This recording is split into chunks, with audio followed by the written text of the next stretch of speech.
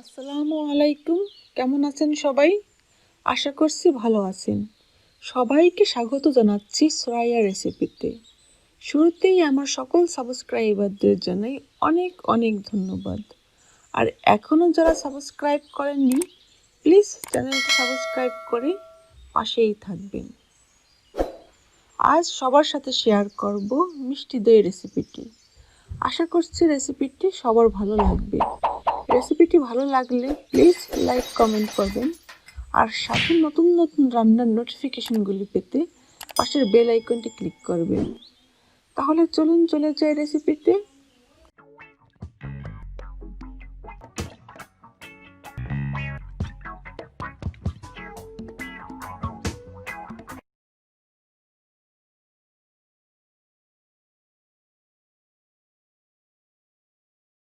মিষ্টি দইয়ের কথা আসলে সবার আগেই আসে বগুড়ার মিষ্টি দইয়ের কথা, যার স্বাদের কথা কম বেশি সবাই জানে।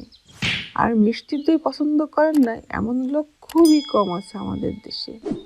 বিভিন্ন অনুষ্ঠানে এই মিষ্টি দই কিন্তু এক অপরিহার্য অঙ্গ। কিন্তু অনেকেই মিষ্টি দই পারফেক্টলি তৈরি করতে পারেন না বলে দোকান থেকেই কিনে খেয়ে থাকেন। আমার রেসিপিটি ফলো করলে আশা করছি সবাই পারফেক্ট মিষ্টি দই তৈরি করতে পারবেন এবং স্বাদে বগুড়ার দই থেকে কোনো অংশেই মনে হয় কম হবে না। তাহলে চলুন প্রথমেই দেখে নেওয়া যাক কী কী ইনগ্রিডিয়েন্টস লাগবে এই অসম্ভব মজার মিষ্টি দইটি তৈরি করতে। 3 কাপের মতো টক দই, 1 কাপ কনডেন্স মিল্ক, 1 কাপ ঘন দুধ। এখানে টক দইটাকে অবশ্যই সেঁকে নিতে হবে, তা না হলে কিন্তু পরে অতিরিক্ত পানি বের হয়ে দইটা কিন্তু নষ্ট হয়ে যায়। তাই মিনিমাম আধা ঘন্টা যে কোনো কাপড় বা ছাঁকনি দিয়ে টক দইটা সেঁকে নেবেন। দিয়ে দিচ্ছি কনডেন্স মিল্ক। আর কনডেন্স মিল্কের পরিবর্তে কিন্তু চিনিও ব্যবহার করা যাবে, তবে কনডেন্স মিল্ক দিলে আলাদা একটা স্বাদ আসে, যেটা চিনিতে তো পাওয়া যাবে না, তাই না? আর কনডেন্স মিল্ক বা চিনি যেটাই ইউজ করেন না কেন, কম বেশি আপনাদের যে যেরকম মিষ্টি খেতে পছন্দ করেন সেই রকমই ব্যবহার করতে পারবেন। এখন দিয়ে দেব ঘন দুধ। এখানে আমি 2 কাপ দুধ জাল দিয়ে 1 কাপ করে নিয়েছি। আর যদি কেউ ঘন দুধ ইউজ করতে না চান, জাল দিয়ে ঘন করতে না চান, সেক্ষেত্রে কিন্তু 1 কাপ দুধের ভিতরে 1/4 কাপ পাউডার মিল্ক দিয়ে দিলে তাতেও কিন্তু হবে। আর এখানে যে ঘন দুধটা ইউজ করেছি, দুধটা কিন্তু উষ্ণ গরম ছিল। একদম ঠান্ডা দুধ ইউজ না করাই ভালো। এখন সমস্ত কিছু ভালো করে বিট করে নিতে হবে, যাতে ভিতরে কোনো দলা বেঁধে না থাকে।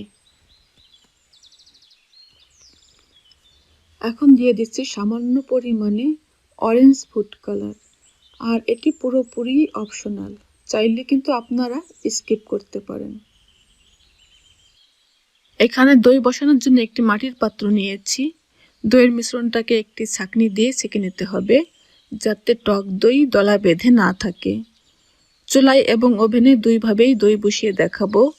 তো প্রথমে ওভেনেরটা দেখাচ্ছি। আর এর জন্য ওভেনকে আমি 200 ডিগ্রি সেন্টিগ্রেড তাপমাত্রায় 15 মিনিট প্রিহিট করে রেখেছি। এখন এই প্রিহিট ওভেনের ভিতরে দইয়ের পাত্রটি ঢুকিয়ে দিতে হবে।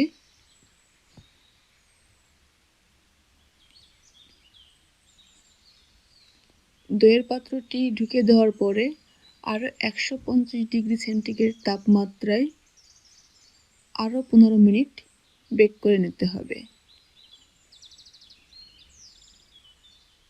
15 মিনিট পরে সুইচ অফ করে দিয়ে মিনিমাম 2 ঘন্টা দইয়ের পাত্রটি ওভেনের ভিতরে রেখে দিতে হবে। কিন্তু খেয়াল রাখতে হবে এ সময় যেন ওভেনের দরজা না খোলা হয়।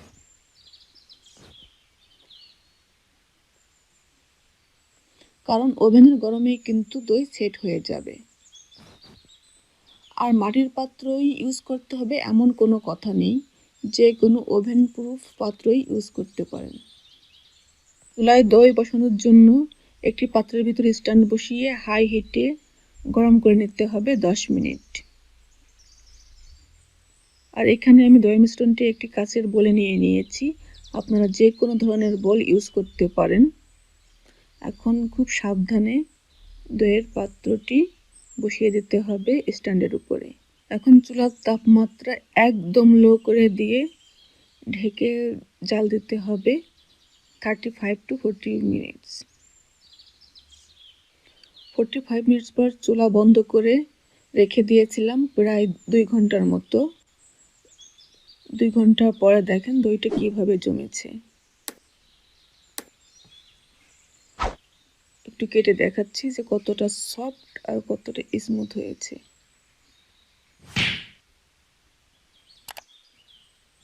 দেখলেন তো কত সহজে তৈরি করা যায় ঐতিহ্যবাহী মিষ্টি দই।